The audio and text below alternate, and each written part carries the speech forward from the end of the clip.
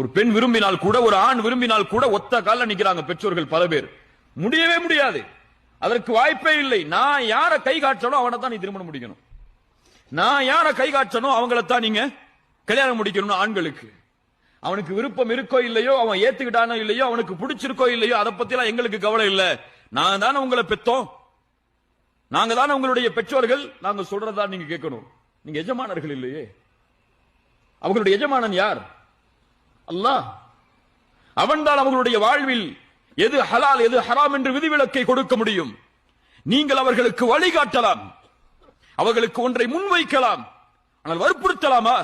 எத்துணை பெண் பிள்ளைகள் என்று வற்புறுத்தப்பட்டு திருமணம் செய்த காரணத்தால் தாங்க முடியாம ஒரு வருஷத்துல வந்து தலாக் கேட்கிறாங்க, குலா கேட்கிறாங்க. என்னுடைய பெற்றோர்கள் வற்புறுத்தி திருமணம் செய்தார்கள், நான் என்ன செய்வது, எப்படி வெளியேறுவது? இதில் இன்னைக்கு இன்றைய காலத்தில் இதுவெல்லாம் சர்வ சாதாரணம். தலாக் கேட்கிறது, குலா கேட்கிறது எல்லாம், குலா கேட்கிறது எல்லாம் இன்னைக்கு காலத்துல சர்வ சாதாரணம். ஏன் கம்பல் பண்ணி மேரேஜ் பண்ணி வைக்கிறது? உனக்கு பிடிக்குதோ இல்லையோ, இப்பதான் உனக்கு கல்யாணம், இவங்கள தான் முடிக்கணும், இவங்கள தான் நீங்க முடிக்கணும்.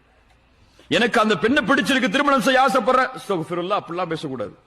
அதெல்லாம் பாவமான பேச்சு, அதெல்லாம் குற்றமான பேச்சு. உன்னை நான் அப்படி வளர்க்கல. என்ன ஹராம் செஞ்சா? அந்த பெண்ணை அப்படி முன்வைத்தால், அப்படி அந்த பெண்ணை ஒருவன் பெண் கேட்டு வந்தால், அந்த பெண்ணுக்கு யாரும் தெரியாது, அந்த பெண்ணை தெரிஞ்சு ஒரு ஆள் ஒரு பெற்றோட்ட போய் பெண் கேட்டு போறானா, அவ்வளவுதான். அவர் ஐயோ என் குடும்பம் இப்படி கெட்டு போச்சுன்னு நிக்கிறார்.